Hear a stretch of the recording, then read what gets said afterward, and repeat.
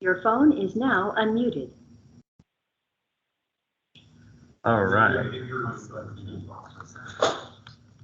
Okay, ready to go. Great. The Board of Direct Entry Midwifery meeting is now convening at 8:07 a.m. on February 9th, 2023 at the Health Licensing Office in Salem, Oregon by telephone conference call. I will now call roll. Kelsey Fisher here, Meredith Klein. Here. Beth Iva. Here. Wendy Smith. Not here yet. Christine Morales. Here. Lynette Pettibone. Here. Meredith Mance. Here. Members, when you wish to speak, please state your last name for the record. Board members are asked to not use the chat feature during meetings. Public members wishing to speak must first sign in on the roster sheet available. For public members calling in on the public phone line, please email April Fleming at april.fleming@dhsoha.state.or.us and provide your first and last name.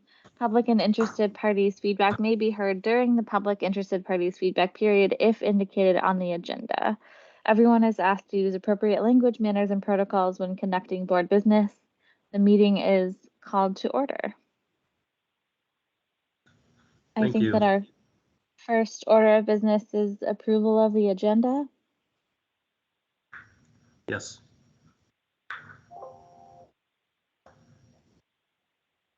Anyone up for making a motion? This is Beth. I make a motion to approve the agenda. Thanks, Beth. This is Meredith. Christine, I second. Sorry. Motion has been made and seconded. I will call for a vote. Kelsey Fisher, aye. Meredith Klein, Aye. Beth Iva. Aye. Wendy Smith is still not here yet. Christine Morales, Aye. Lynette Pettibone,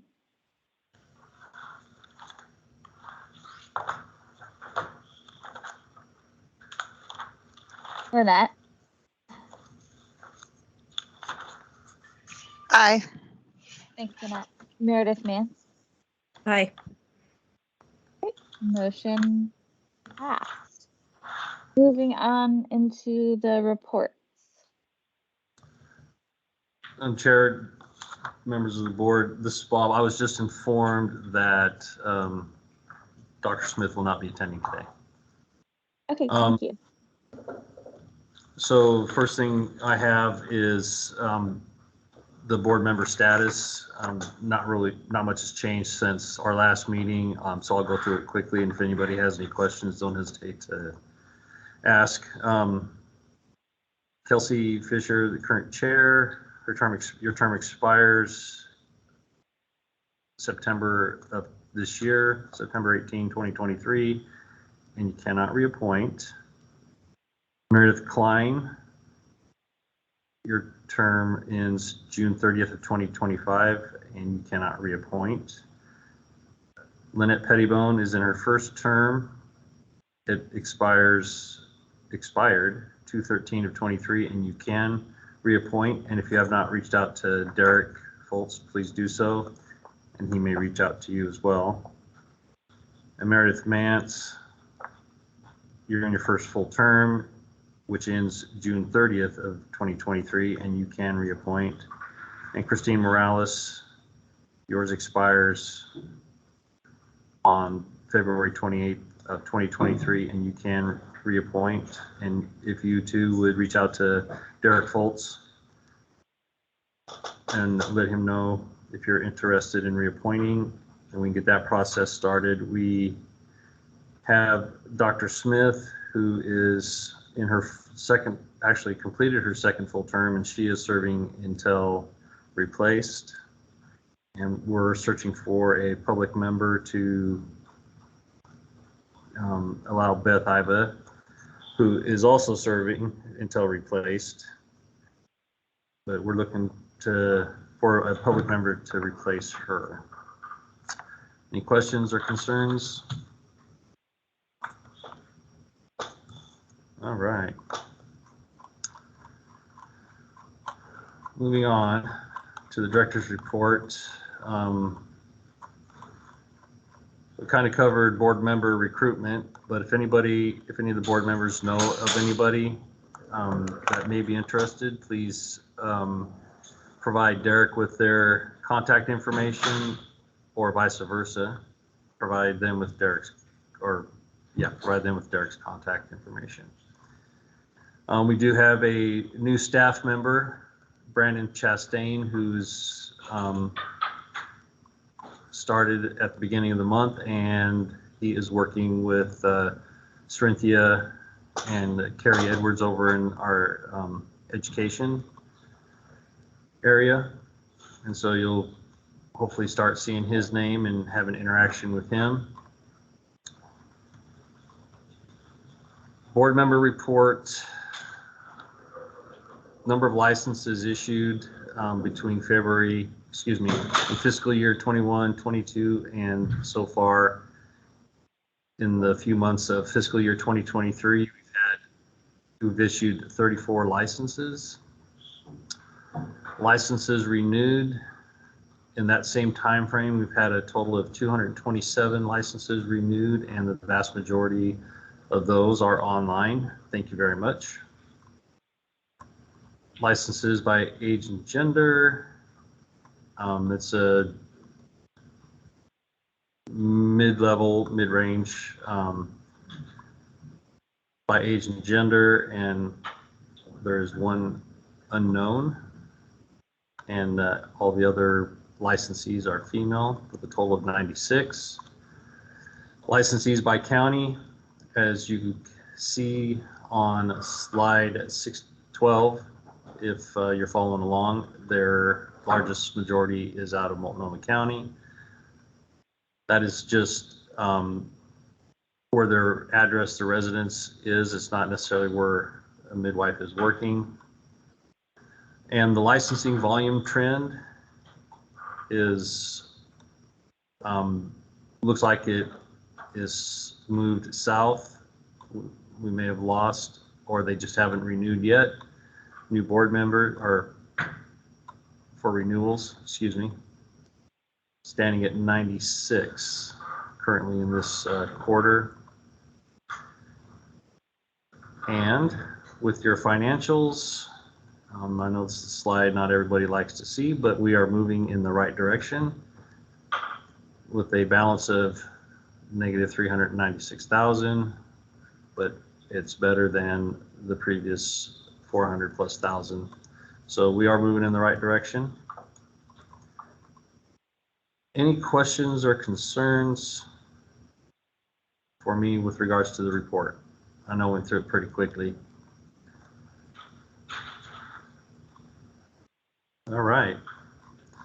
Moving on to the regulatory report. Trampus, Shuck, are you there? I am. Go ahead. So, as you can see on the regulatory report, we are currently still have cases that span between 2 biennium.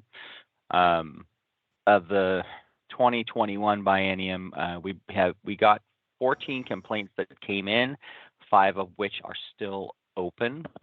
And then in the current biennium, the 2023 biennium, we have received 31 complaints so far, and this is a partial biennium, so we've kind of had a lot of complaints come in, you know, considering, you know, our past average. But you know, of those 31 that have come in, 15 are actually closed. Some of those are multiple cases than one incident, so it may look a little inflated for that reason. But yeah, so that is that's the current report. Anybody have any questions about this particular report?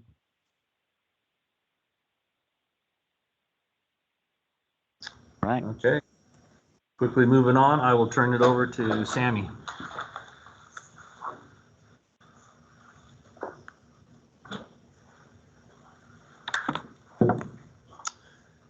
Hi, everyone. We entered into legislative session back in January. So we've got 7 bills that we are are between a 1 and, we have 2s and 3s where we do an analysis on them and we watch them, give different information for different changes in the bill. The first one is for a provisional registration for behavior analysis interventionists, which is, it's very circular, and I think we're going to basically amend it so that that license has to be issued in 5 days. It adds a provisional certificate to the Board of Cosmetology, so they can work under supervision for a certain amount of time, and then education for a certain amount of time. 2209 is adding tattoo artists to administer local anesthetic, and that would require establishing curriculum and exam, things like that for their scope of practice.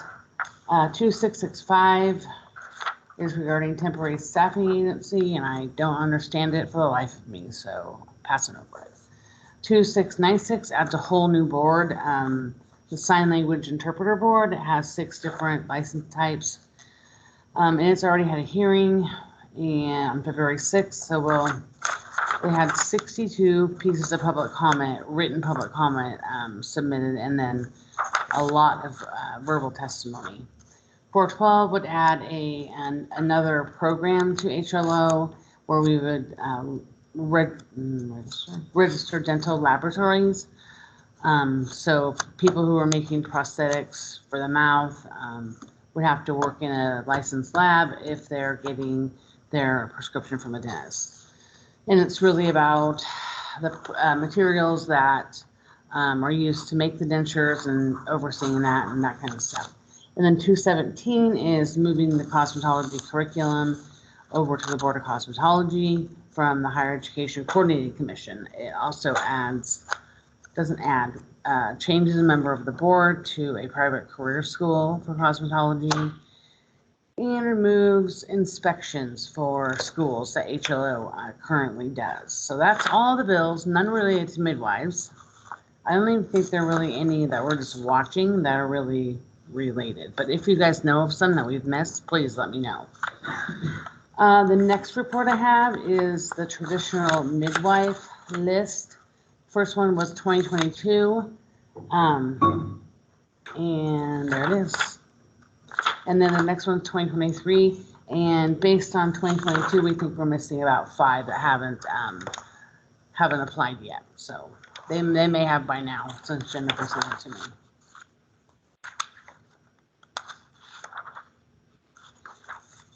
And the next one's Cerinthia.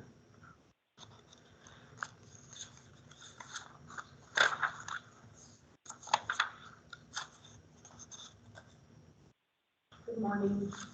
I am going to give you an update on the Legend Drugs and Devices Continuing Education Committee. They met on February 2nd. We have finalized the standardized competencies and put final touches on the skills examination. So at their next meeting on March 30th, we will review those to make sure they are good to move forward. We will be discussing at the March 30th meeting the written examination. We have started that process in regards to the candidate information bulletin, which mirrors the competencies for the areas that they need to examination.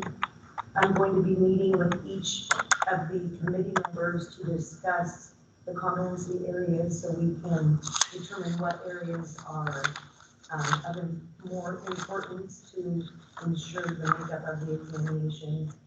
And we have 2 additional meetings scheduled, one for April and one for May. So hopefully we will have this written examination completed by then, and then we can move forward with Sammy for rules to get this moving forward and finalized. Does anyone have any questions? No? Okay. Thank you. Thank you, Cerinthia. Me again. Oh, no public and interested parties feedback.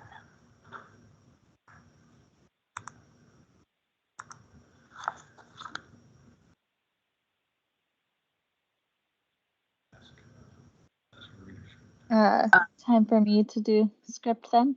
Yeah, read your script. At this time, the Board of Direct and Trained Midwifery will hear public and interested parties' feedback. Members of the public, please wait until you have been recognized. Once recognized, please state your name and affiliation to the board for the record. Good morning on the telephone. This is Bob with the Health Licensing Office. Is there anybody on the phone that would like to provide public comment to the board?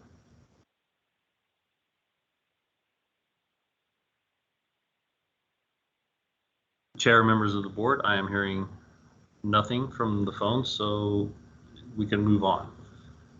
Okay, moving on to agenda item 5, items for board action. Looking at the rules.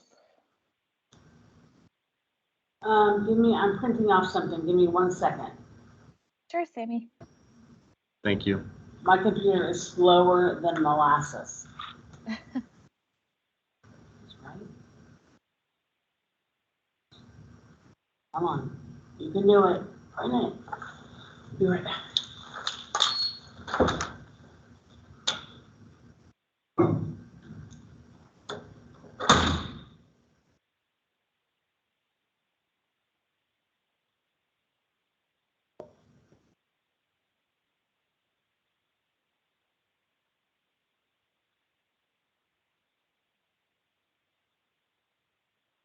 While we're waiting, I'm going to shift to my computer from my phone. Sounds good.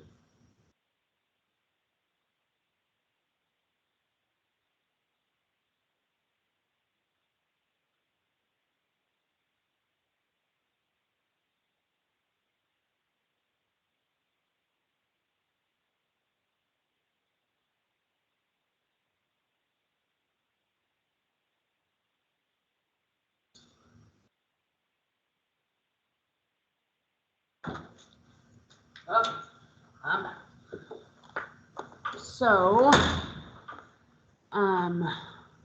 rules. We're finally here. Can you believe it? I can't believe it. First present you with, right? I'm glad. Present you with an issue statement that just kind of tells the story of where we've been and where we're going. So back in early 2022, the board said, let's do rulemaking to look at peer review standards because they were confusing to practitioners, just the way they were worded with entity and the different requirements that you had to meet to peer reviews out in a community birth, all those things. And then to look at practice standards for indication to transfer regarding fetal growth restriction. And then adding TXA to the list of blood and drugs. Then I go on to say that during the first RAC, which was in September, the RAC didn't decide on TXA and decided to halt or recommend to the board that we halt the rulemaking to look further into that and to see how we were going to roll that out. And I think it's been determined that it's going to be an FAQ. There's some questions about how that's going to be delivered. So I think we'll talk about that a little later. And then basically the board, you guys will look at my 10-page RAC report that I spent since 2 in the morning writing. Yes. So that's why it's in draft form, because it hasn't been reviewed by anyone but me. So we'll look at that, and that kind of really tells where where the RAC was at and how they worked through all the discussions and where they finally landed on the 19th of January. Then we'll go over the fiscal impact. The RAC did weigh in on the fiscal impact. There wasn't a lot, but I will go over that with you, what they talked about. And then and it's a little bit out of order. So the RAC report's actually after the rule draft.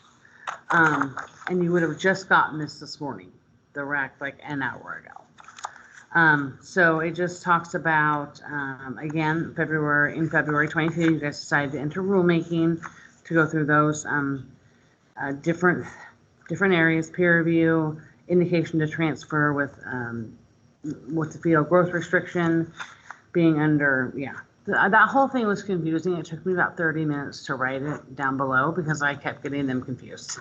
It was a wonder. I was like, this is wrong. You guys chose the communities likely to be affected by the rules. And with that, we pretty much covered all the bases. And I gave you a list of who the members were. So an overview of September 14th is the board or the committee did, what did they do?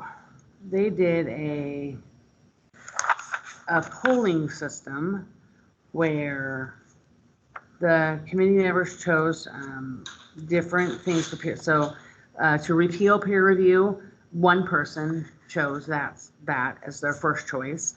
Remove entity from the HLO version, which is above, and they're labeled, so that one would be HLO prepared option 1. And then OMC, their original draft, which they now changed. And then their third one would be to, which was not something we originally had, would be to make a separate rule for LDMs working in a birthing center, which actually ended up only having one vote. So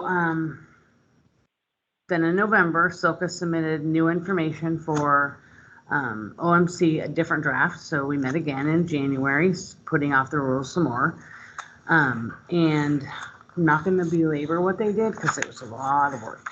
And so what they landed on was another type of polling poll. I don't know how that was supposed to work. So they did the polling prepared.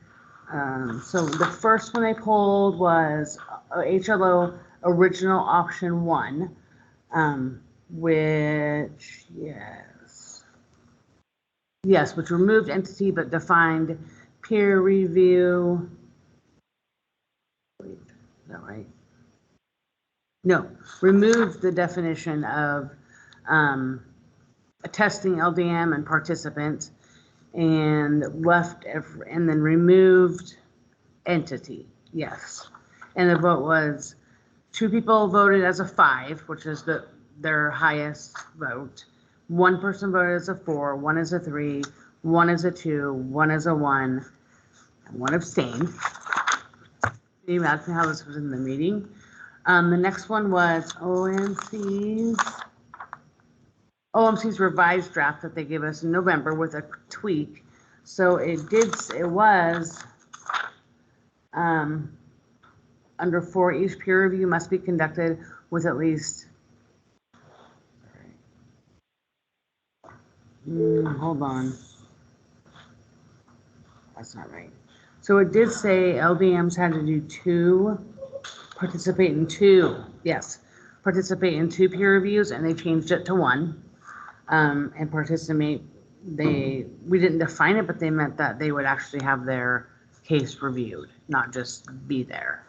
Yeah, I think it says that in a different line, that LDM has to review at least 2 cases. But they changed it to 1. The RAC did. Oh, I thought it was that they had to go to 1 peer review, but have 2 cases reviewed.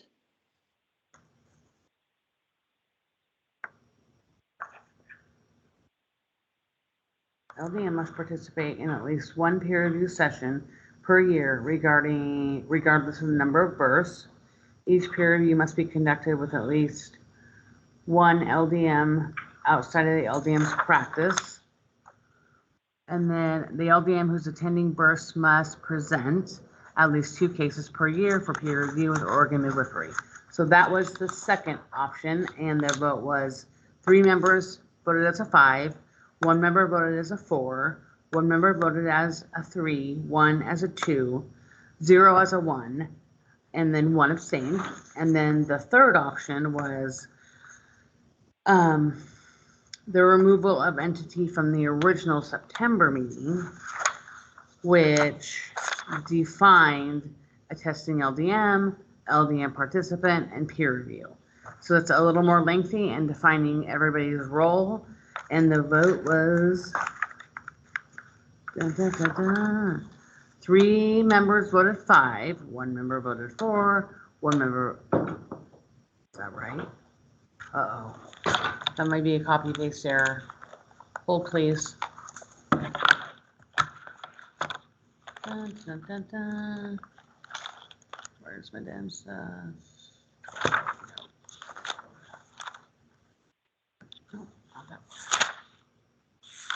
Oh, here it is. Okay. So, new option 1, original option 2. So, actually, 1 person voted as a 2, and 5 people voted as a 1. So, and then 1 abstained. So, that was the least popular one. Sorry about that. I copy and paste incorrectly. So that, and then I gave you, so within those, before each vote, each of the polls is what the rule looks like. With that said, we can dive into the actual, unless you have questions about the RAC report or questions about the issue statement, we can go right into the draft rules, and you guys kind of decide. Lots of decisions to make on what way you want to go. So the first one I gave you is, well, the current peer review rule, which they didn't vote on, but I gave it to you anyway, just to be thorough. The second option is the OMC's new peer review rule, which had the highest number of votes. The expanded definition of entity from the September meeting, which they didn't vote on, had no, I gave it to you anyway, but no, nothing happened with that.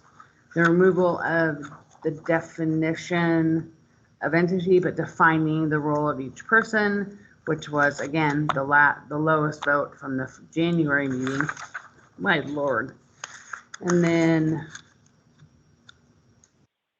oh, I don't have the revised. And the revised option from the September meeting, removing the attendance, each person's role. That's for some reason not in here. Yeah, no, it's not in here. So with that said,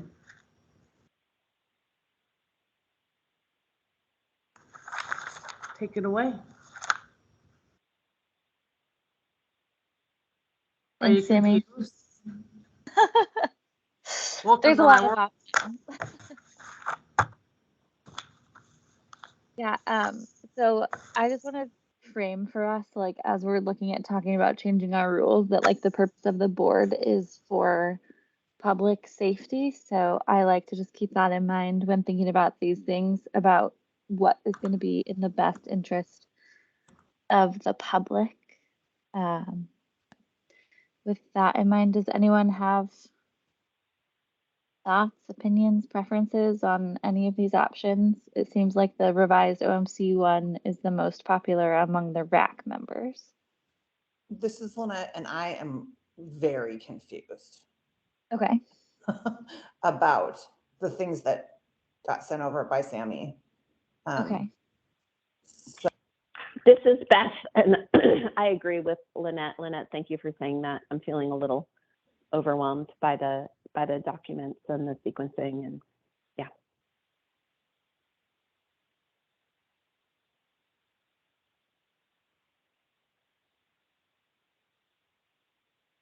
There's definitely a lot. could we walk through it page by page, perhaps, or because like I said, I feel like it seems like does stuff repeat, possibly? It absolutely repeats. It absolutely repeats. It repeats in but slightly different versions of each one. And I'm just not sure how I could have made it any clearer. It was pretty much impossible. Well, I guess where I'm confused is, at the bottom, in like pages 50, 49, in that range, it says that there's, 3 options or whatever for us. Option 1, 2, option 1 is the current peer review. Option 2 is the new peer review. And then I guess there's only 2, but the polling data is missing from that section. So where do those correspond to the polling data? That's in the, if you RAC look at report.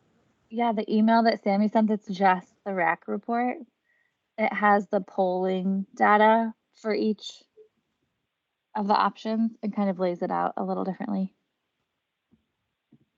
And that's just the email with just the RAC data. Mm-hmm. That's what I'm looking at. The draft RAC report, Yes. that's what I'm looking at. Okay, So if you go down to page, so we would skip over September since it completely changed, right? So we would skip down to page where it This? starts. oh yeah, this is the same as what's in, I'm assuming so. It's the same as what's in the materials from today, but the materials from today have a whole nother section that has proposed rules essentially, but Correct. but not the corresponding poll data. So what I'm trying to assess is which option 1 or option 2 corresponds to which poll data. Because I mean, I feel like that's something we want to take into consideration, right? Is which version did the RAC members recommend? They recommended the new OMC draft was the highest vote, highest number of 5s. Yeah, the OMC revised language is Correct. how it's listed. So on page 6 of the report I sent, at the top of the page, January 19th, it says HLO prepared option 1, and then it gives the data, the polling. Yeah, that And says then 2 members preferred that one. Excuse me? It said 2 members give a 5-star rating for that one. Correct. Okay. The OMC was the one that got the most 5s.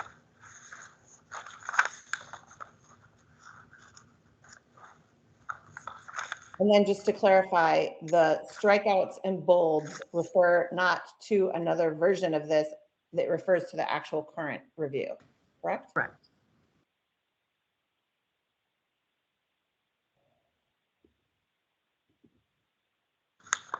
So like the OMC version is the current version with their strike through and bolds in the current version, which is how it goes over to the Secretary of State. So I guess the issue that's coming up for me, and maybe, I mean, I know I'm not completely unique, but I know that it might be somewhat unique, is that for like, I'm licensed in 2 states and the OMC version requires me to participate in an Oregon midwifery peer review. So therefore my Washington midwifery peer review would no longer count towards my Oregon requirement. So I'm hesitant, as I think that could not be helpful in encouraging more peer review.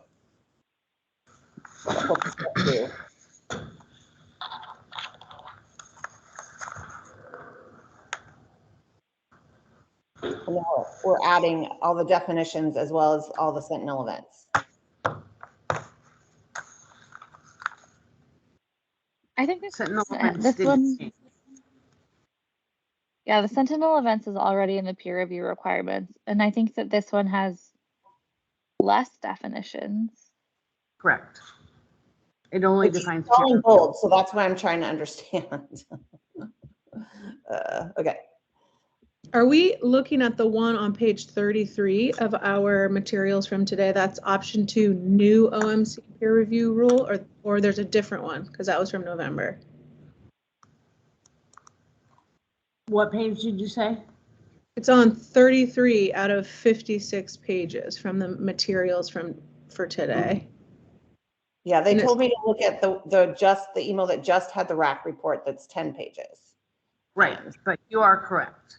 If we're reviewing the OMC's version, we are on page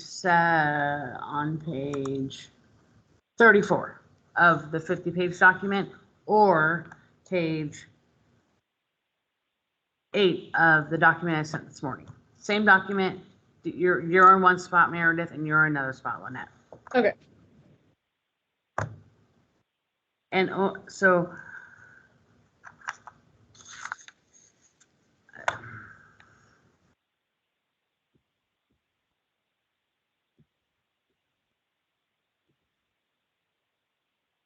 I don't know that it necessarily requires you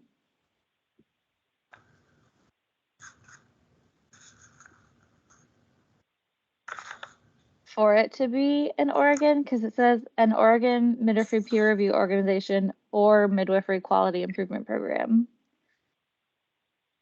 So like Washington has quality improvement program, right? Yeah. So, I mean, if that's the way that was intended, I actually read it to intend that it was Oregon midwifery peer review or Oregon midwifery quality improvement. But that's, you're correct. That's not technically how it's written. So I read into it. I mean, I guess that would maybe be important for us to decide what it means.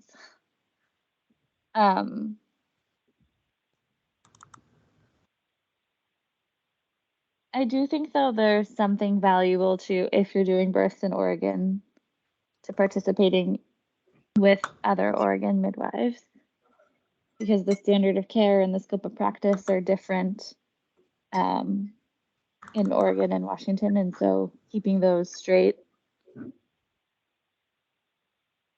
I think, is helpful. I don't know. I feel like if you're doing some births in Oregon, I'd like you to be a peer review in Oregon sometimes. Yeah. And exactly. it is just one. And I mean, I think that's kind of my philosophy in general about the whole thing is that, I mean, I guess I don't feel like regulating midwives within that kind of scrutiny is that important. Like, yeah, of course I'm going to do, if I'm doing births in Oregon, I'm going to do some peer review in Oregon. That makes sense to me too. Do we really have to regulate that to the, to that level of detail? Because then we'd have to put a whole nother section that says, maybe dependent on number of births per year you do in Oregon. And it looks like they wanted to eliminate that, but it wasn't dependent on. Yeah, the way that this is written, everyone with an Oregon license has to attend one peer review. And if you're attending births, you have 2 cases reviewed at peer review, which I think is pretty simple and straightforward and kind of like a bare minimum for participating in quality improvement.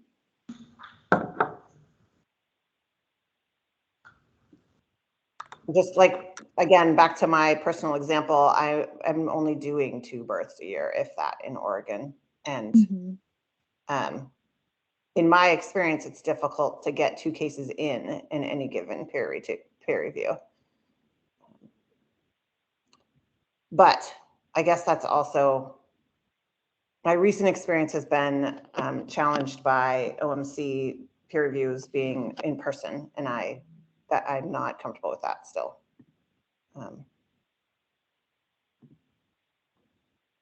Yeah, and I don't think that there's a requirement to go to the existing peer reviews. And I know that they're having some online peer reviews that are statewide, and anyone can schedule a peer review.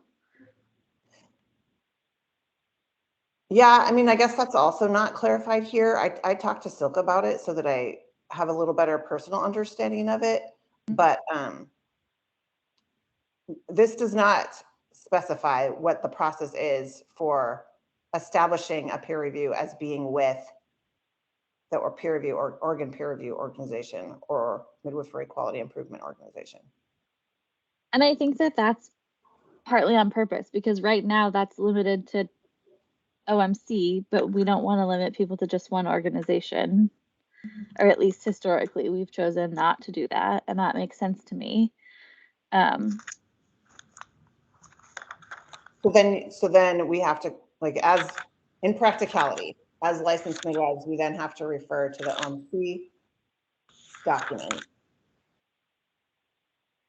to find out what they require in order to call it an OMC peer review. Because You would that's have your own chart. available. Yeah, they have a charter. Yeah. Yeah. No, I know. That's how I got clarification from Silver, because I didn't feel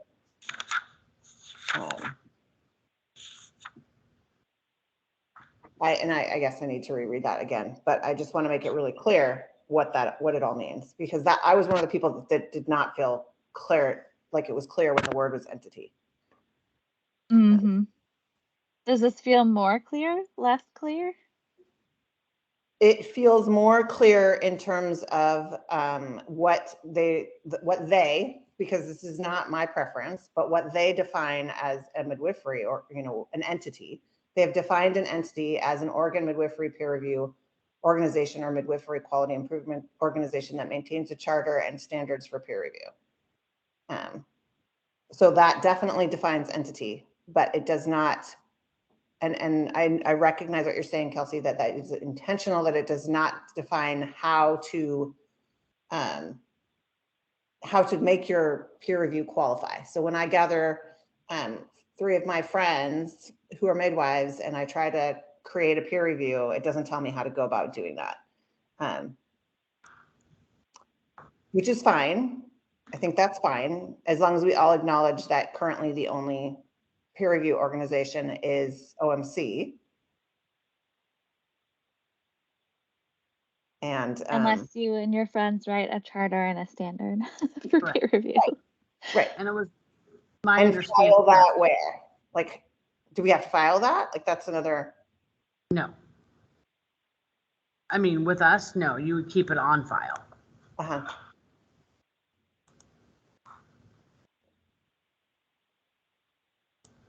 I mean, you can remove the word Oregon.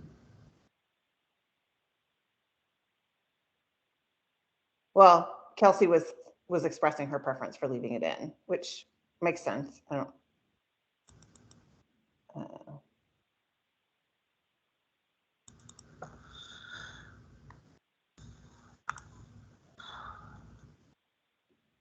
Yeah, I think I do have a preference for it being Oregon specific,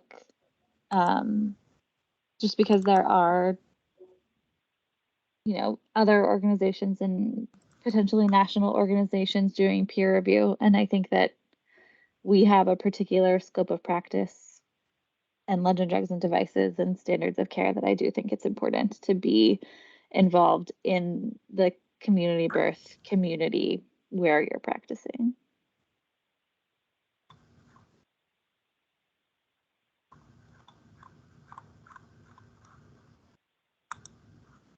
Which Oregon is even a little broad, honestly, sometimes. I feel like practicing in Portland is really different than practicing in Salem is really different than practicing, you know, in Southern Oregon or Central Oregon. So for what that's worth, Oregon is plenty broad.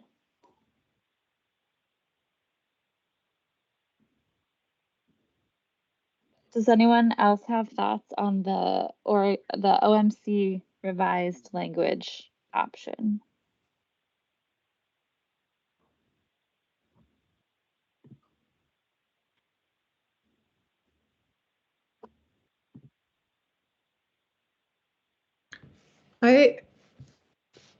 This is Meredith Klein, and I think it's fine. This one, number 5 that you guys have been talking about, it reads to me pretty broad, actually, like the Oregon Midwifery Peer Organization, or there's other quality improvement, like you could get together with 2 other midwives and look at what NARM says or what another organization says.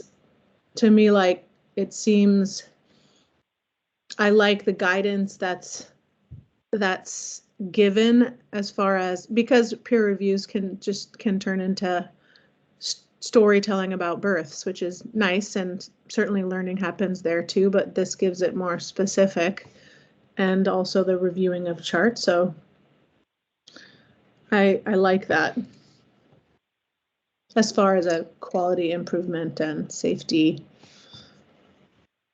from that perspective.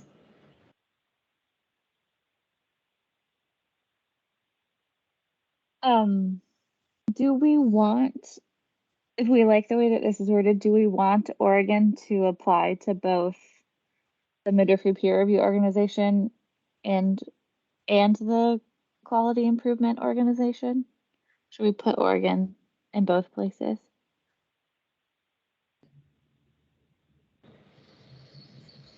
Also, one point of clarification, sorry, Kelsey, to derail, but I just noticed something else. Down in what's now number 6 in this draft, an LDM who has had one of the following sentinel events must have the sentinel event reviewed within 90 days of the event by the entity described under subsection 4. I think that needs to be changed to subsection 5. The entity is now described in 5. Yes, I'll make that change. Good catch. Also, maybe we should just change the word entity to organization since that's Yeah. the wording we used.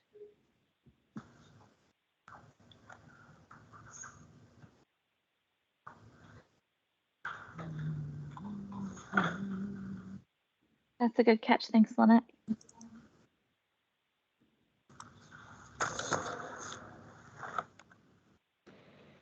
I don't really like that it says any transfer of care deemed emergent by the LDM as like a sentinel, as requiring a case review as a sentinel event. I mean, that could be like the baby's heart tones were really bad and you felt like it was emergent to get them to the hospital. Do we really have to do a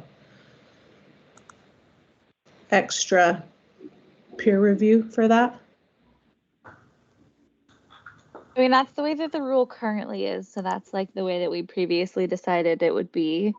I mean, I think, you know, it's open right now, so we can change it if we want. But I think that that's a case worth reviewing. For like, you know, some people might have that and not have recognized fetal heart tone patterns that were indicating that the baby might be struggling, or it's at least useful to other people hearing it. And I think that it's tricky, right? Because there's some things that we want reviewed, but how do we make the list inclusive of what we're looking for, but not too prescriptive or unwieldy? Yeah, I mean, I agree that it could be useful to review it, but it's in the same group with like uterine rupture, maternal death, NICU admit. It seems, I don't know that it belongs there, but I also don't feel so strongly that I want to prolong this process by relooking at that, I guess.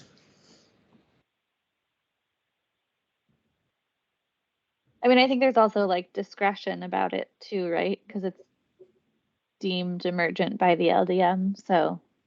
Sure. Does anyone else have thoughts on that language while we're here and it's open?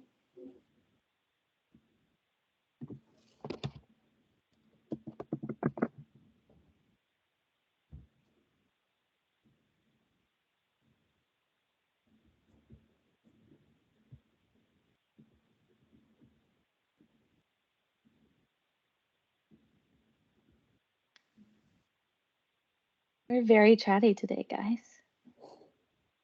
So I think that like our step on this is to vote on a draft, right? Like, Correct. so it seems like the OMC revised language option was the one preferred by the RAC. Correct. Is there anything still in it that we haven't discussed that anyone would vote against it about? Kelsey, I just want to go back to what you had asked about, should we add Oregon in both places? Before it gets forgotten. I actually prefer it this way, but I could understand. I think like what Meredith mentioned was, you know, like perhaps you could look at NARMS, and you know, in order to be an LDM in Oregon, we're also CPMs, so that makes sense. Yeah. I think that an organization in Oregon could use whatever standards they want, and they could use NARM standards, and like our rules specify that we're following the NARM standards anyways. I'm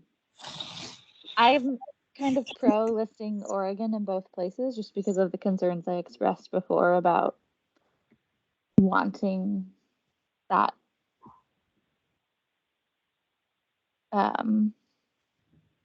connection with the local community as the container. Mindy, putting the second Oregon, sorry. In 5, where it says with an Oregon midwifery peer review organization or midwifery quality improvement organization, it seems a little ambiguous if the quality improvement organization needs to be Oregon specific or not.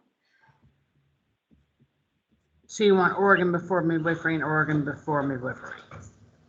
That's what we're debating. That would be what you're discussing. Yeah.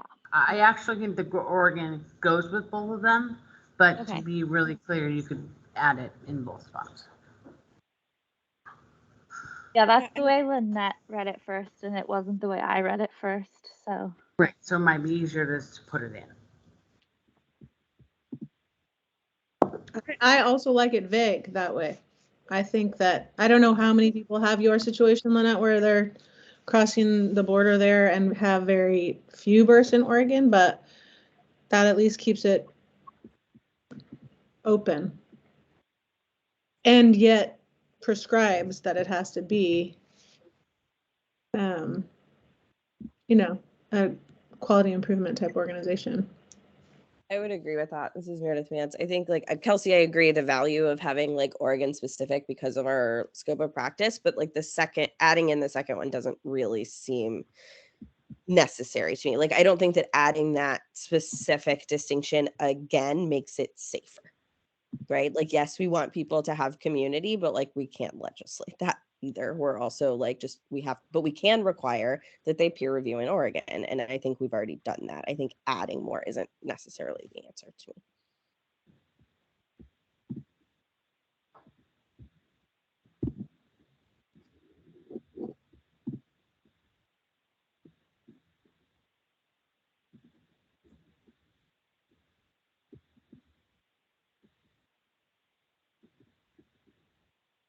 I'm not sure that it's a requirement to peer review in Oregon the way it's currently written, unless we really agree that Oregon refers to both of the organizations. Which is just why I was proposing clarity. Like, I think that technically if you reviewed 2 cases at like a national peer review meeting, if that organization had a quality improvement program, that it would qualify. So I think that it's just important to be clear about what we want. That's not my preference. But if the majority of the board wants it to be possible to be interpreted that way, then that's something that we can choose.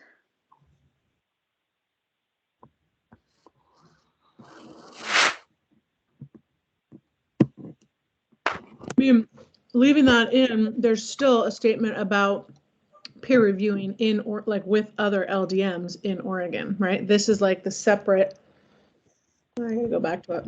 Well, yeah, if one LDM who's not in your practice is at that peer review, that it would count.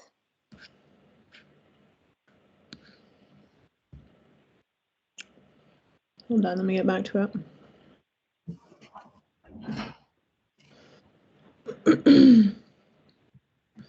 That was one of the changes. Is that like a peer review could be just 2 people if you're in 2 different practices. Yeah. I mean, I don't love that either, that they moved it down to 1 instead of at least 2 others, but. I mean, we can. At least 2 per year. We can change it back. We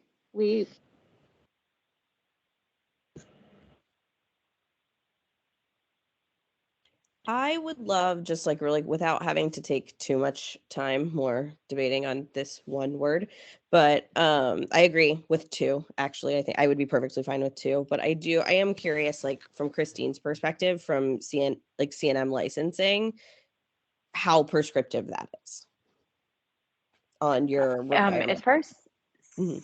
CNM licensing, there isn't any requirement for peer review, I think, because it's within hospitals. Right. So there's not something that is, at least that the last time I looked, I don't remember anything being in there that says anything specifically about peer review. We have like CME requirements and education requirements every time we get relicensed, but we have peer review kind of within the hospital. So I think it's kind of more organizationally. Got it. Yeah, And and that makes sense. That's what I thought. I was just curious. yeah, and historically that's why our license has had peer review requirements, is because we're practicing independently. We're not practicing in a container that's necessarily collecting their own statistics and doing their own quality improvement. So like having, like the board provides some kind of container for that to happen in.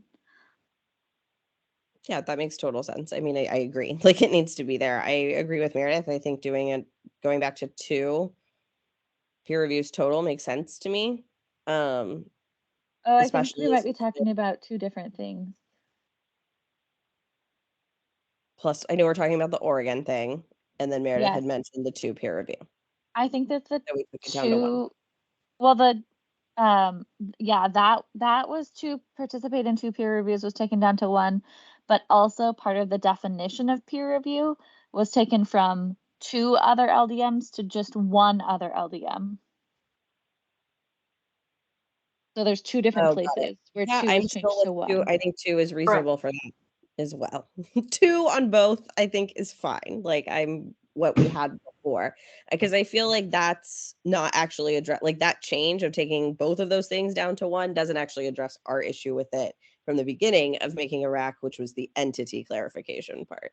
So I feel like keeping that the way it was before makes sense. Yeah. Because like, why change the thing we weren't trying to change? Yeah, I also like peer review being 3 LDMs at least. So I'm in favor of 4 remaining the old language. I do think that now that we've added that each LDM going to births needs to have 2 cases reviewed, I think that being prescriptive makes me comfortable with it being just 1 peer review a year. Because if you know, with births and the pandemic and like, I think it can be hard to get to peer review. But if you go to 1 and you have 2 of your cases reviewed, that feels fine to me to just go to 1 peer review if we're now saying that it means that your births will be reviewed. And I think naturally that might end up still getting people to more than 1 because a lot of times there aren't room for people to review more than 1 case. So yeah, I'm fine with that. I don't feel strongly about that. I do agree with the 2 LDMs instead of 1. So maybe we should just take that line out. Which line? An LDM must participate in at least 1 peer review session. I mean, because if we're required to present 2 cases, then clearly we need to go to at least 1 of them. Maybe it's redundant to say that. It does seem a little redundant, and something in me is hesitant about taking it out. Just because I think people might like, oh, I don't have to go to peer review and stop there. I don't know. That's maybe being silly. What about just taking the number out, like required to attend peer review and review at least 2 cases a year?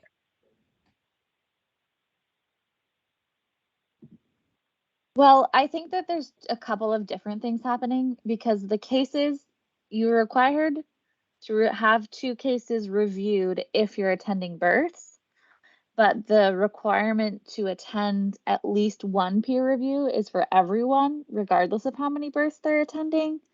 So I think for that purpose, I want to leave it in.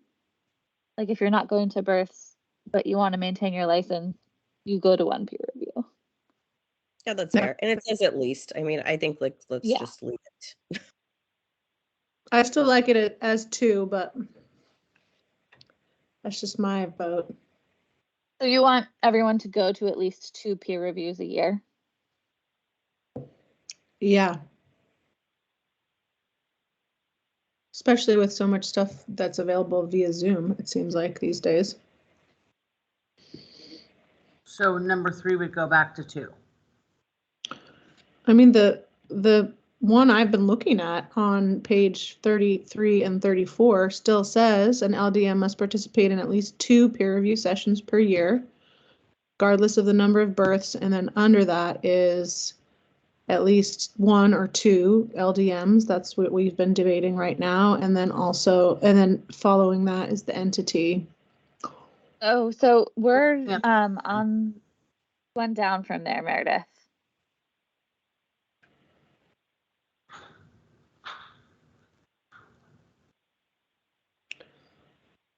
So it's like page 34 and 35. That just says expanded definition of entity.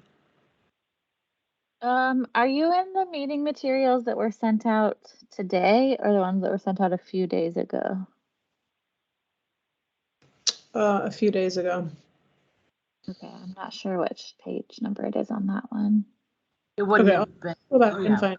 I think it's mostly similar, but I'll go look. I do want to add for the record that, and I obviously very much appreciate all the work that CME has put into this and everything, but also like it is really difficult and stressful to me to like be fine tooth combing something that is a rule for the state that we get right before a meeting. Like that's really hard on my brain. And I think as a result makes this take a lot longer for everyone too. And I totally appreciate all the variables that go into this. I just want that to be on the record. Like that makes this harder. Weren't the rules sent out several, like maybe even last week? Right. But then it's like the extra documents and then the updated material. It just makes it really muddy, I think, to see like, wait, what exactly are we supposed to, I mean, like we just saw that in action, right? Like what exactly we're supposed to look at. And again, I very much appreciate all of the work that goes into it. And I just wanted it to be reflected on the record that like it does make it hard to go through when we're like, oh, wait, this is not a new updated thing. Wait, this draft right before the meeting, like that. It just makes it hard. That's all. Well, and I saw that it was like, stay tuned for an updated thing. And I'm looking at like 9 o'clock last night so that I can review it ahead because I'm definitely not doing it at 7:20 in the morning when it came in. Not because I'm opposed to, but because I'm like getting kids to school, that's all. Kelsey, this is Heather Vogelsong, and I heard the board talking about how to clarify subsection 5 of the OMC revised peer review language. So I had a suggestion for the board to consider. So I'm on page 35 of the materials that were sent out today. The PDF page 35, it's 7 of the report under OMC revised peer review language, subsection 5. You'd been talking about whether Oregon should apply to the Midwifery Peer Review Organization as well as the Midwifery Quality Improvement Organization. So if the board wanted to clarify that Oregon only applied to Midwifery Peer Review Organization, what you could do is just switch the 2 phrases. And so it would state, an LDM who is attending births must present at least 2 cases per year for peer review with a Midwifery Quality Improvement Organization or an Oregon Midwifery Peer Review Organization that maintains a charter and standards for peer review. By just switching the 2 phrases, the Oregon only applies to Midwifery Peer Review Organization. So I'll leave that for consideration.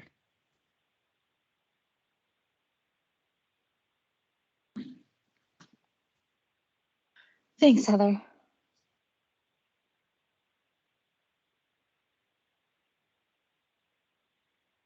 I agree that having everything kind of last minute is a lot and hard, especially when it's so much and kind of confusing as to what we're actually trying to look at. Thanks for voicing that, Meredith.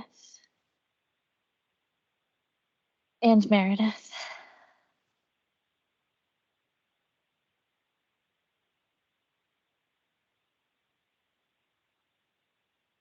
Do you feel like you need more time to review these and to discuss them again at a different board meeting?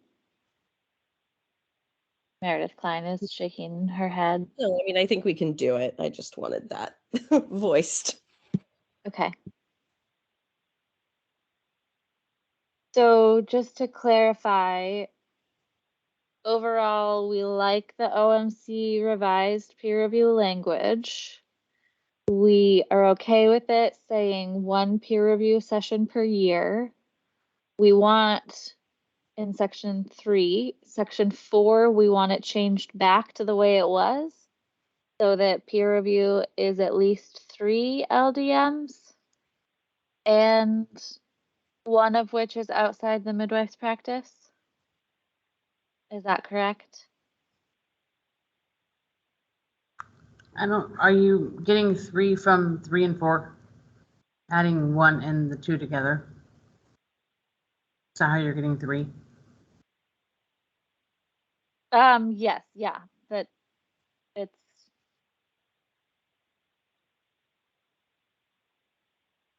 yes, because it says at least 2 other LDMs instead of 1 LDM.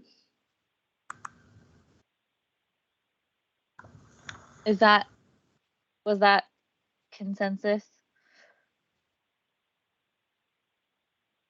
Does anyone want peer review to be just the LDM and 1 other LDM outside their practice?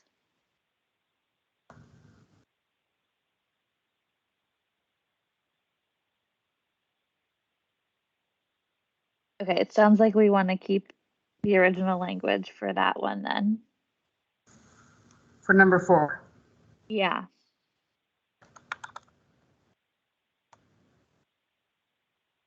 And then what do I think that we need to decide if we want the peer review organization and or quality improvement organization to be Oregon specific. I like how Heather just said it, which just to switch the order so that it's not confusing, and the first, and just Oregon.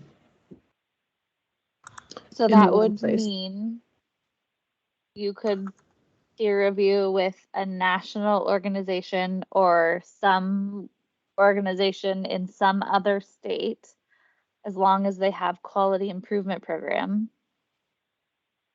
I mean, you're still peer reviewing with other midwives in your area, and you're just using that like scaffolding of what they, what their guidelines are on peer review or chart review. You're still I think that it's more broad than that. I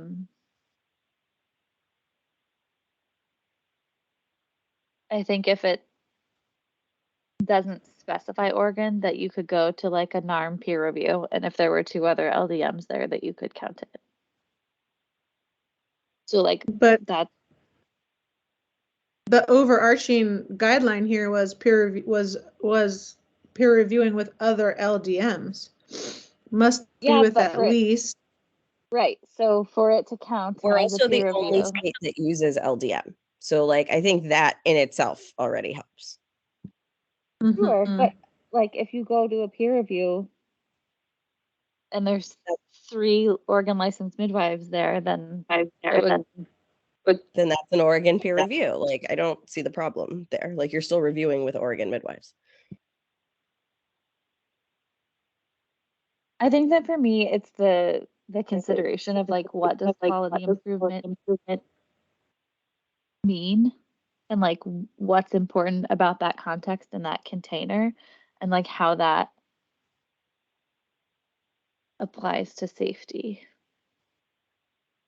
I don't know how the scenario you described a minute ago makes it less safe than what you were describing now. Like, I don't know. I honestly, like, I feel like we have a majority and I hear you, but like, yeah, Yeah, like where I just feel like we're talking in circles at this point, that at the end of the day, like we kind of disagree on what we want there. And it kind of comes down to like, do we vote on this or do we want to keep talking about it? And I'm not trying to be rude. I just want to keep us moving.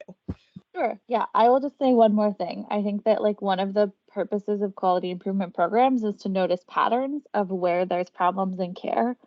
Like, are people not screening for gestational diabetes? And is that contributing to poor outcomes? And I think having some kind of container for holding those trends in issues is important. And I think that holding them at I personally think holding them at a statewide level is important. And I acknowledge that I'm currently alone in this position. And if everyone else or the majority wants to change the order so that the organization isn't organ specific, like that's what we'll do.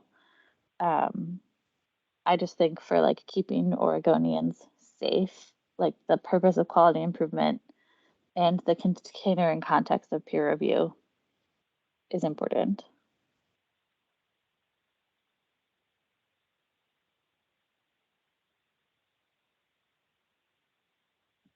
I agree. I mean, I hear you. I agree with all of these things. I just don't necessarily think that that language changes what does that. That's all.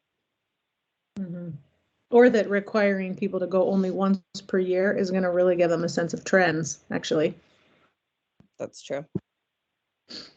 Well, I think that the requiring people to go the number of times a year is like, I don't think it actually at all gives that data about what's happening, because you can go to peer review and not have cases reviewed. I think it's the requirement to review cases that contributes, and the requirement to review the sentinel events. I think that those are the things that really contribute to quality improvement.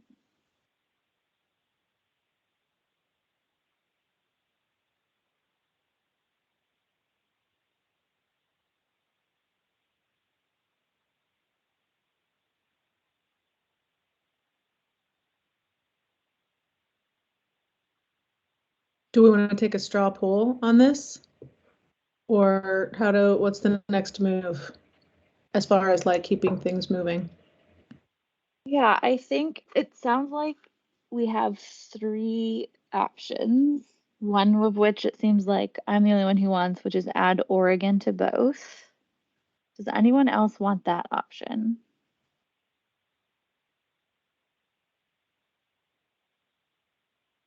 Nope. Okay, so then the next option I see is leaving it the way it is, which is kind of ambiguous. Or the third option would be switching the order so that it's less specific.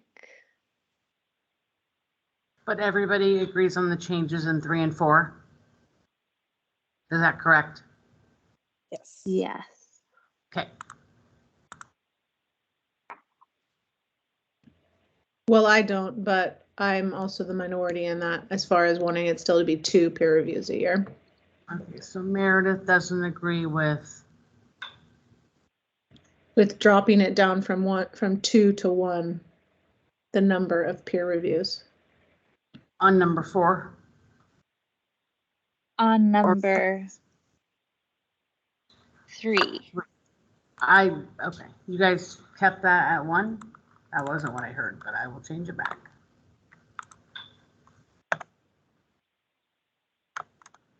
I feel pretty flexible about that one. I don't know if we want to make it more confusing and talk about that again. So it's 1 for people not practicing and 2 for people practicing? I'm confused, sorry. So it's 2 separate things. So if you are a licensed midwife, you have to go to a peer review, regardless of how many births you're going to. If you're a licensed midwife and you're attending births, you have to take 2 cases to peer review to be reviewed. Okay.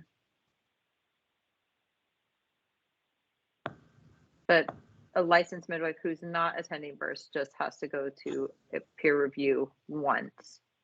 Yeah. And Meredith likes that Meredith Klein wants it to be twice still, which is the current. Why did it decrease? What was the reason to drop it? Just to make it like less onerous? It was the only way to really get everyone to kind of agree in the rack. This does kind of bring me back to the original point of like, we sent this to the RAC because of clarification for the entity. And like, so changing other stuff, I still don't know was necessarily our intention either. Like, it's not a hill I'm going to die on of 1 versus 2. I see arguments for both. I'm honestly like kind of comfortable with either 1 or 2, but our original intention with this RAC was not to change the requirements. It was to clarify the requirements of entity and like what we actually meant. Mm-hmm.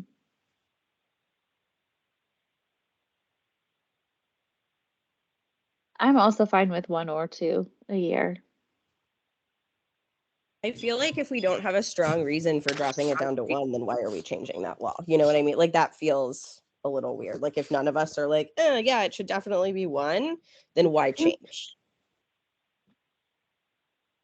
Yeah, I agree with you, Meredith. This is Christine. All right, we got a few more votes for 2. Lynette, do you want to weigh in on 1 or 2 a year? Just to remind you, never finished the number 5 3 Yeah. options. I just want to remind you that. I don't have a particular preference. I do not think it increases safety to drop it down to 1, which if that's our charter, then. All right. It sounds like there's some strong and some ambivalent support for just leaving that at 2 also in section 3. I agree with that. Participate Changing in- like the written rule over ambivalence doesn't feel good to me either, you know? Like I feel like making a change needs to be something we all feel strongly about, or the majority feel strongly about. So if there's ambivalence, that to me defaults to like the old one, right? Great. Yeah. And this is just, we're voting on proposed rules, right? We still get to go through the public comment period and look at them again before we adopt final rules. You guys could put 2 options in the public comment period. If you can't agree, or if a majority can't land on 1. I think that we have a majority. It sounds like we have a majority that would support 2. So I think we should leave it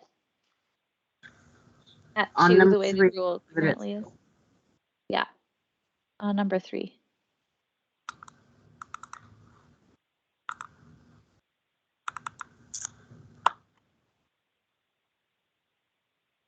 To go back to 5,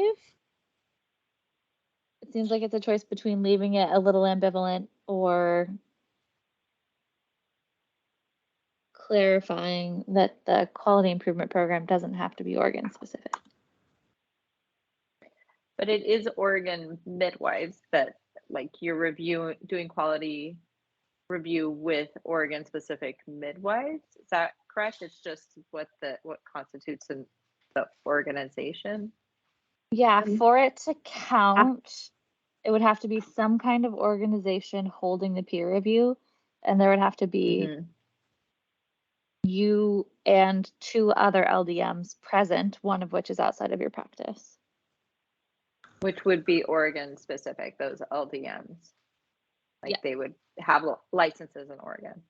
Yeah, Oregon I think is the only state that uses LDM, but yeah. Okay. I mean, I think that seems reasonable because they would be all practicing within these rules and would know. Well, not.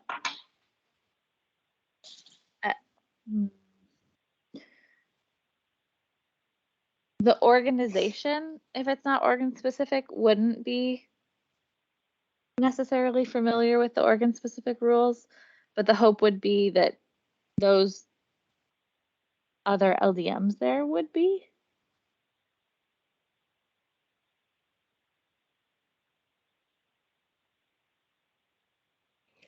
I think the way that it is proposed now makes the most sense to me because honestly, the implication is still that it's both Oregon, but it leaves a little bit of openness for accessibility.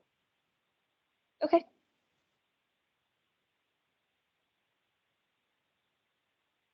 Whereas Heather's, I think, is more open, right? And then Yes. Yes. it Oregon is. is, so I think just leaving it the way it's written right now is good to me. Okay. Is there more support for leaving it the way it is now? Lynette has a hand raised. Meredith Klein. This is Beth. Are we saying leave the current language of the current rule as it is now, or No. leave it as it is now, the OMC suggested option? Yeah, so in the OMC revised language option, leaving the subsection as it is. 5, Yeah. leaving that the way it's currently written in that draft. Yeah, I would vote for that as well. This is Beth. Thanks, Beth.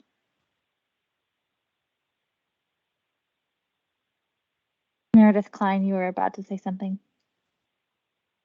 I liked the option number 3, but I'm totally fine with either.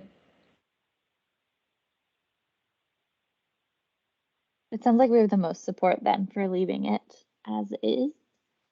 Are there any other barriers for anyone to voting for this proposed language with the changes we've made? So adopting the OMC revised peer review language with the changes of in number 3 that we changed that from 1 back to 2.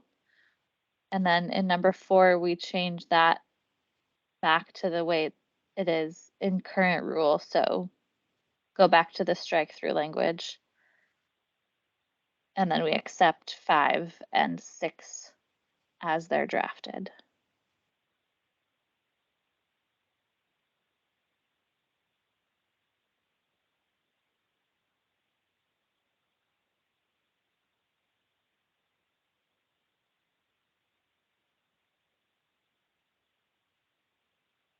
No hindrances.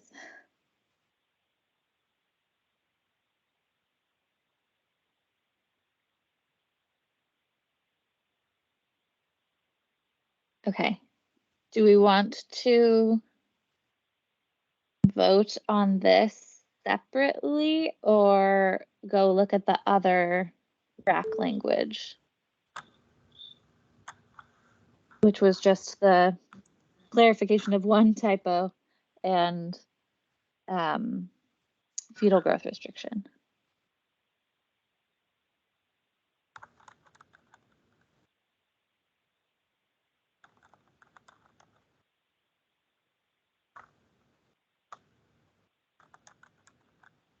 Kelsey, this is Beth. Let's vote on this first, and then we can move on to the other RAC recommendations. That's what I propose. Great.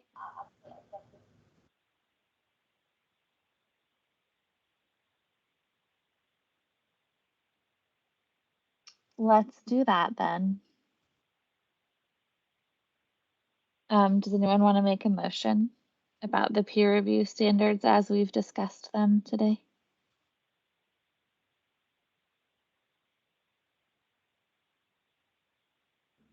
I can make a motion, but I'm not sure what I'm saying, just that we approve the OMC language recommended by the RAC. With the changes we've discussed, yeah. That we're voting to approve the proposed rule. Okay, so I just say that's all I have to say. I don't have to say anything specific. You can just say so moved.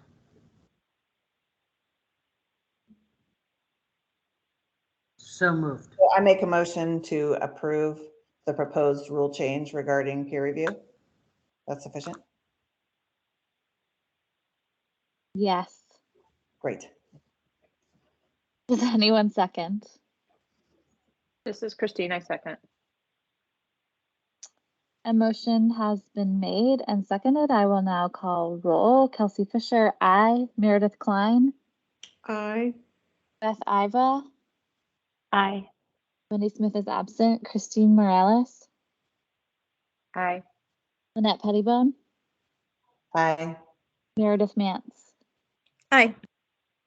The motion passes and the proposed language is approved by the board for peer review standards.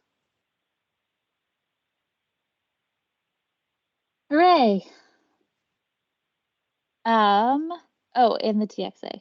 That's the next thing. So how do we want to split up how we talk about this? We get to talk about TXA and the fetal growth restriction next. Anyone have preferences?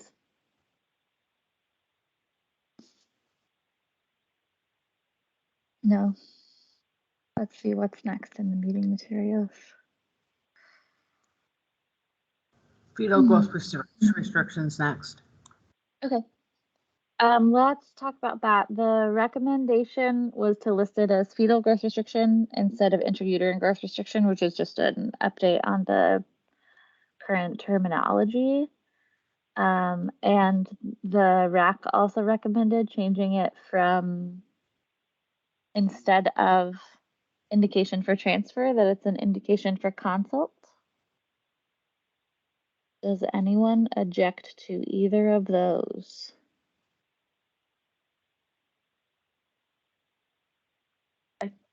Didn't we say it was a reason for transfer was what we had sent to them?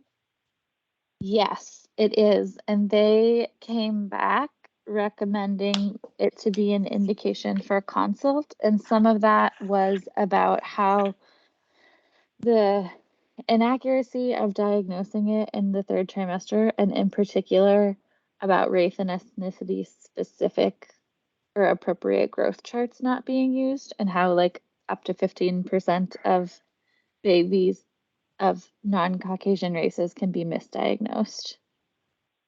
I know, but I think you just have to err on the side of, I mean, like the risks associated with growth restriction are, like, I just think you have to err on the side of being more conservative. So I would vote to keep it in transfer, but I think you guys can do it with, whatever everybody else's opinion is.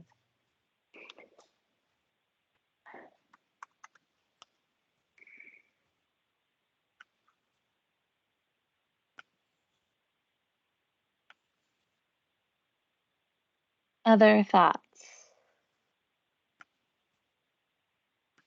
on fetal growth restriction as indication to consult?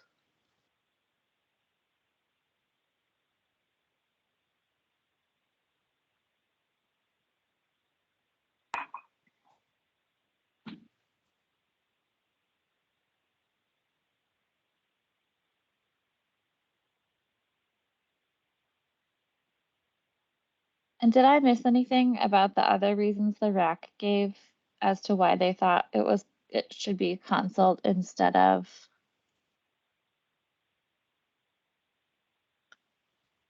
transfer?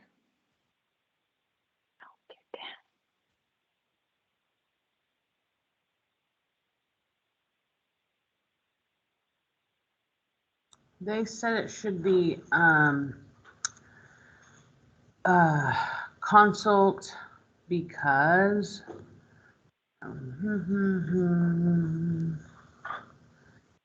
there are many types of abnormal fetal surveillance testing that do not include fetal growth restriction. When the board discussed the issue, they wanted to ensure that fetal growth restriction was separate.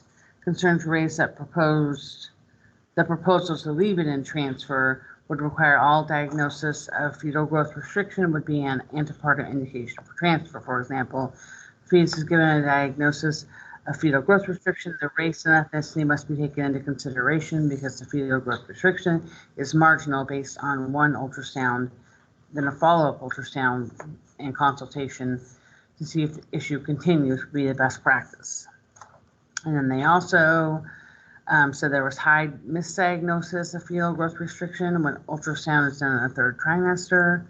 And then a third concern was providers are generally using Caucasian fetal growth restriction guidelines, which are problematic for patients of non-Caucasian ethnicity. Current studies have shown that the use of Caucasian-based fetal growth restriction guidelines have resulted in incorrect diagnosis of FGR for normal babies in up to 15% of pregnancies in some racial and ethnic groups, especially in Asian patients.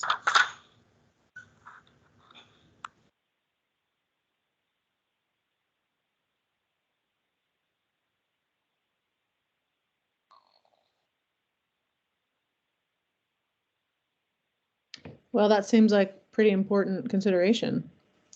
I wonder if we put something in there like persistent, you know, like which then gives the possibility of a repeat ultrasound or for someone to make accommodations for, like, you know, racial differences and acknowledge that the limitations of ultrasound in the third trimester.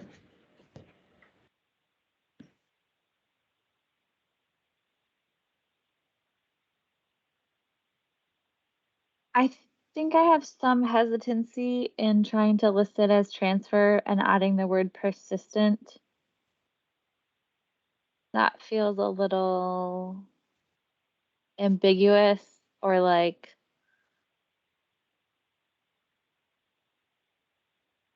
I don't know that that would improve outcomes or like improve the care that somebody would give if you need like 2 ultrasounds to diagnose it as persistent and you just didn't do the second one, so you don't have the diagnosis, you know? I mean, we have that in other areas. I'm just thinking of like one of the materials we read for today about persistent, like baby's temperature, persistent low temperature. It's pretty vague about for how long. I don't know if persistent was the exact word, but it was something like that. It's inability to maintain temperature is the rule that you're referencing.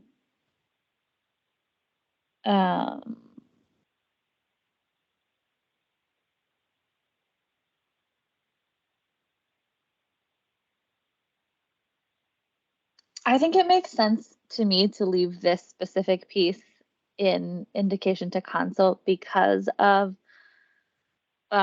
so many of the confounders with growth restriction already being in indications to transfer. Like if you just have a small baby, that's one thing, but if there's hypertension or preeclampsia, you know, those are other things that are already outlined elsewhere. And if the babies really are small, like we still have an indication to transfer newborns who are under 5 pounds or have a estimated gestational age of under 35 weeks. What about making it an indication to consult with a provider who performs hospital deliveries? I think that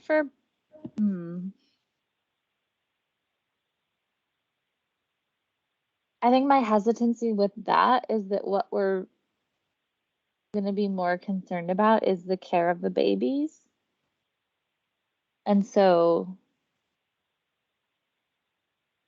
I don't know that an OB is going to be the right. I guess what do you think that is going to be the benefit of that? That the client would get a chance to hear about the risks of having that baby born outside the hospital setting from another type of provider. I'm remembering that this all came up based on a case that we had and where we felt like it was clear in the rule, and then we realized it wasn't as clear as we thought it was. And so just reminding us that there was a case that was around a small baby identified on ultrasound. Technically fetal growth restricted according to current guidelines.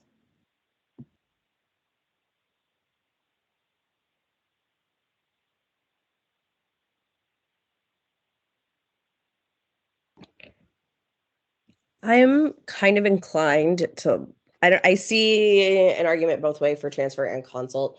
Because at the end of the day, like if it's true fetal growth restriction, that shouldn't be in our care anyway.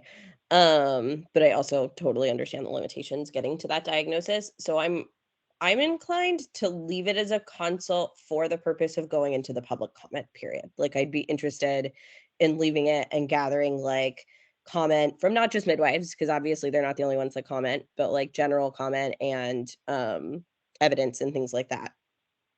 Either way, I think either way, I want to like push it into public comment period and then kind of have the bigger debate after we receive those comment of whether it goes in consult or transfer.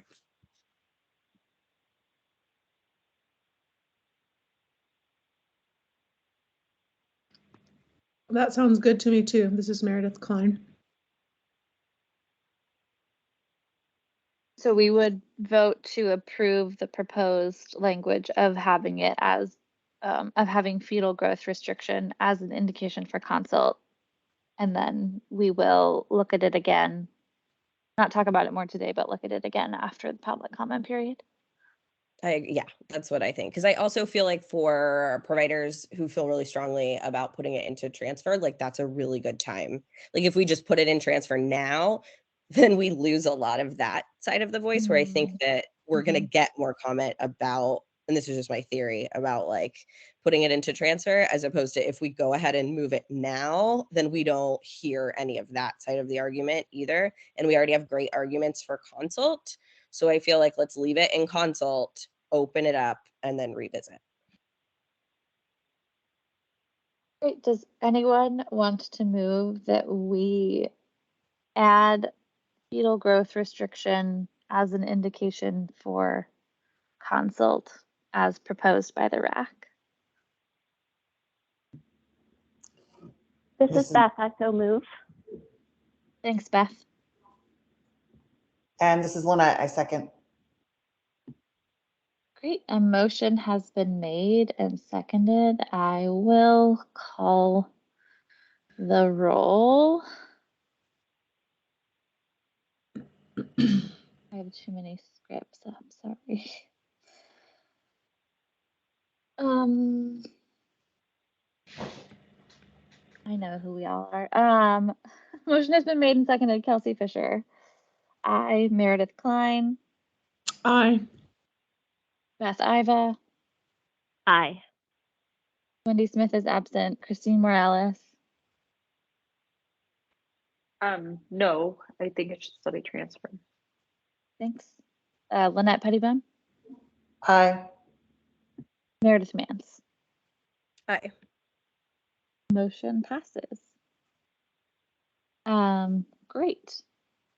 Moving on then to the proposals around TXA.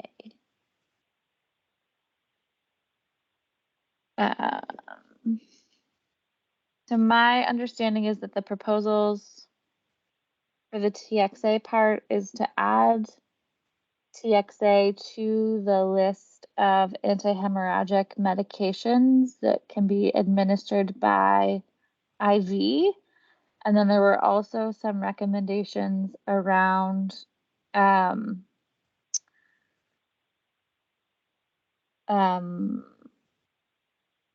on page 56 of the meeting materials now, about it saying adding an LDM is required to obtain education and training before administering or purchasing any legend drug or device, including tranexamic acid. And also an LDM is not required to administer and purchase any legend drugs or devices. I know that there was some concern in the RAC about if it's in your scope of practice, technically, do you have to do it? I know that this has been a concern about GBS antibiotics, and it sounds like it's a concern for some people around TXA. So those are the recommendations. And there's also another one that says an LDM is required to obtain sufficient education and training on any legend drug or device they are purchasing, and administering.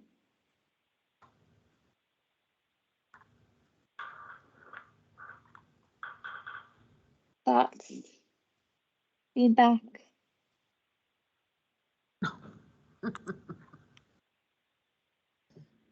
This is Lynette, and I think that adding the sentence about not being required to carry or administer any legend drugs is not necessary, because none of the rules around that is prescriptive.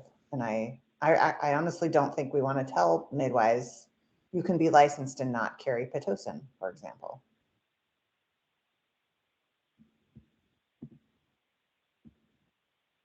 Mm-hmm. That has been an issue that's come up with Group B strep and now with TXA. Just I like the proposed sentence of instead of not required to carry. I just like that they're required to obtain sufficient education and training to use the thing. I think that, to me, that takes care of it, because if we're not sufficiently trained on TXA, then we shouldn't be using it, right? I think that takes care of the individual concern to me in terms of like their protection, you know, for not wanting to do it. Because there's no way you can like get your CPM and be licensed and say you haven't had training in Pitocin, right? But you can not have this training or not have as much training in other things and therefore not carry them. I feel like that kind of helps cover both sides of it.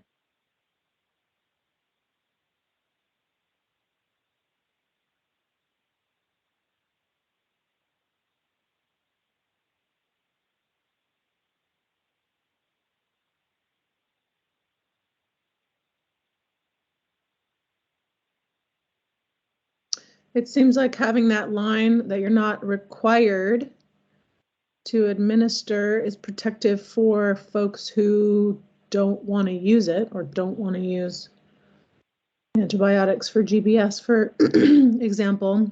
But I wonder if that's the message that we want to give. Like, is this the definition of standards of practice? All these things that we put in the rules for Oregon midwives, not the definition, but like the expectation.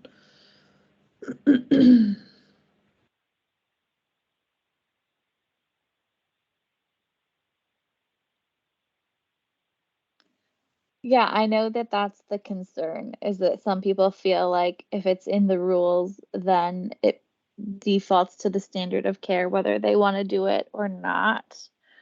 Mm-hmm.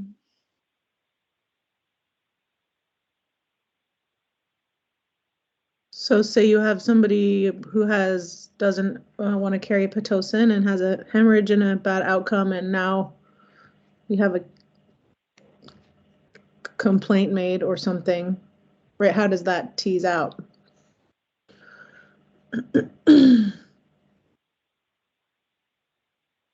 Yeah, I think that would tease out in the competence and negligence standards potentially.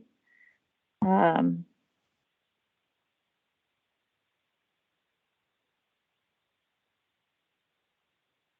just for reference, I haven't heard this about people not wanting to carry Pitocin. I've heard it specifically about, I've heard it a lot about the antibiotics for GBS, and it sounds like maybe people are feeling this way about TXA also. Which makes sense, but I think adding that in still covers, like, I think we're just talking like the theoretical, right? Of like adding that line would affect that if someone were to be like, I'm not carrying Pitocin.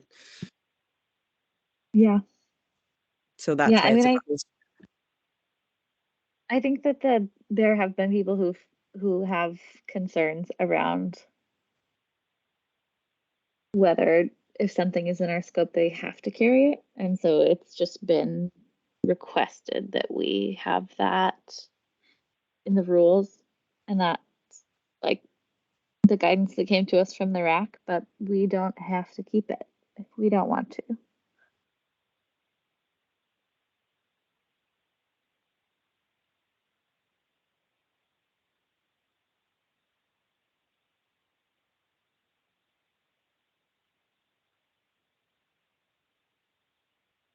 Can we look specifically at the proposed language? I like back at the meeting minutes for today, or meeting materials for today, page 56, 57, 58. Yep.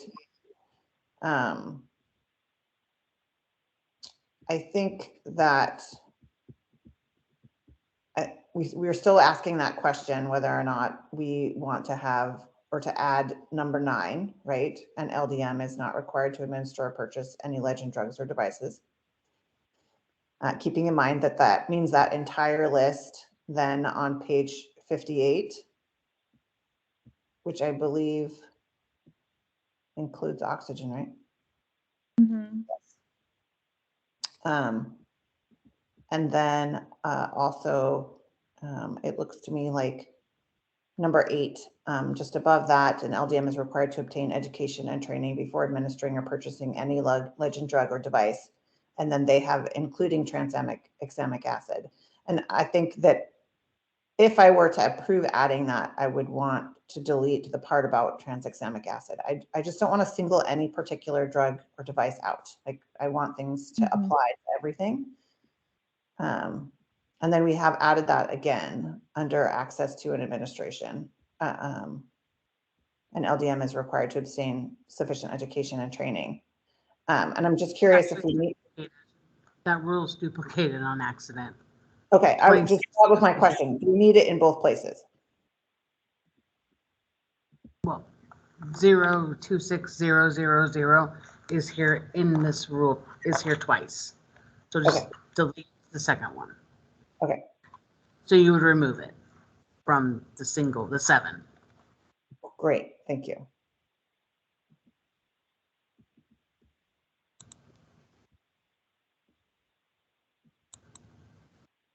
It looks like they're just two different options, one with and one without. An LDM is not required to administer and purchase any legend drugs or devices. Yeah. Thanks, Kelsey.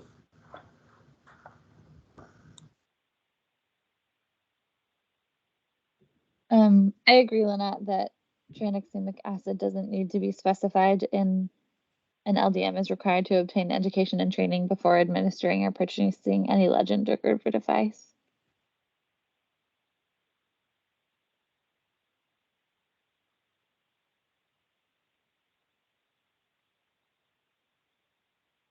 Do we want to do just a check-in about whether people want to keep 9, which is an LDM is not required to administer and purchase any legend drug or device?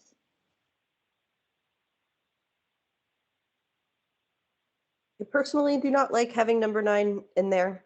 I don't really, it just feels real off to me. I think we don't have a rule that says they have to have it, which still gives them that flexibility. But I think for us to openly say, like, it's okay, you don't have to have this stuff, like, it doesn't feel great to me.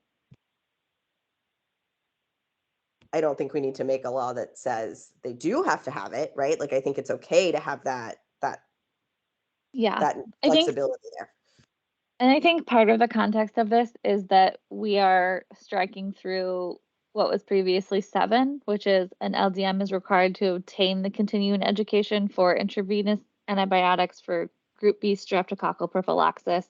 However, an LDM is not required to administer the antibiotic, because that was so contentious when it was added to our scope. And we required people specifically to have training on it because it was so different than the other things that were in our scope. And so everyone to get licensed for a period had to take a GBS training, the antibiotic training. But a lot of people didn't want to have to use the antibiotic. And so that's where that comes from. Just for context and reference. So this is saying we would get rid of that 7 and replace it with 8 and 9.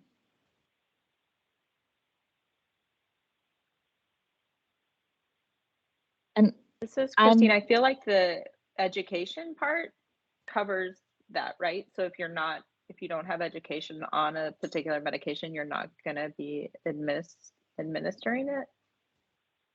So I agree. I think if you take 9 out, it doesn't seem like it requires you to carry anything or administer anything if you don't have education how to do it, I guess, is how I would read it. I think the concern is still, even if you are educated about how to do it, people feeling like they then have to. So, like our Legend Drugs and Devices initial things are currently also in a committee. And so I think like the RAC has specifically wants us to say that you don't have to do the things if you don't want to. And it's up to us to decide whether we want that in the proposed rules or not.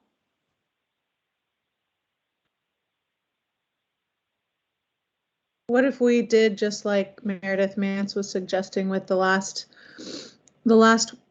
topic, like leaving it in and seeing what public comment says? Like if this is actually, like it seemed kind of strange to me too initially, and because it doesn't prescribe that you have to use those things, but if it's confusing enough and people feel sort of unsafe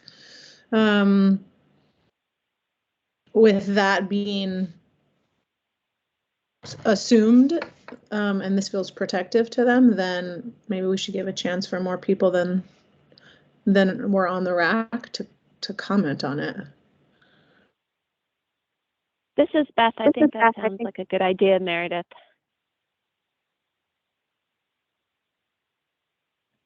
I'm down with that plan.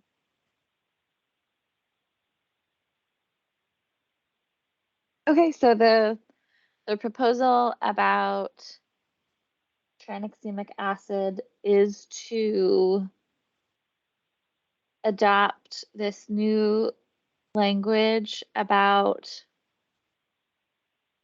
requiring education and training before administering or purchasing any Legend drug and device, and also leaving in the proposed language about an LDM is not required to administer or purchase any Legend drug and device, and adding tranexamic acid under antihemorrhagics by intravenous infusion.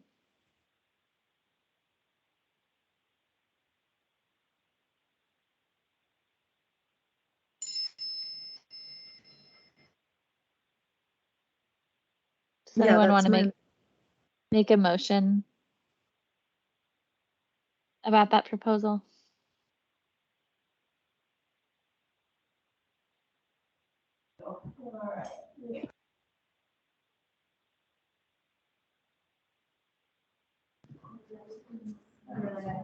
This is Lynette, and I so move. Thanks, Lynette. This is Beth. I second. Thanks, Beth. Motion has been made and seconded. I'll call for a vote. Kelsey Fisher, aye. Meredith Klein. Aye. Beth Iva. Aye. Wendy Smith is absent. Christine Morales. Aye. Lynette Pettibone. Aye. Meredith Mance. Aye. The motion passes. We have approved the proposal for tranexamic acid additions with our edits from today. Okay, that's, unless you have something else about rules, that would wrap it up. We did it, hooray. Kelsey, I have to step out, but I actually would love to get a quick text when you guys go into executive session, and I'll pop out. I think that that's next on our agenda. Correct. So now is when we're going to enter executive session. Okay. I'm just pulling up my script. Can we take a little pause break? Do you want like a 10-minute bio break? That would be great. Great. I'm going to Sounds switch good. to being on the phone. Yeah. Okay, this is Bob. It's 10:02 at 10, round it down to 10:15. Is that okay? Sure. Yeah, All we'll be right. back at 10:15 for executive session. Very good. Thank you.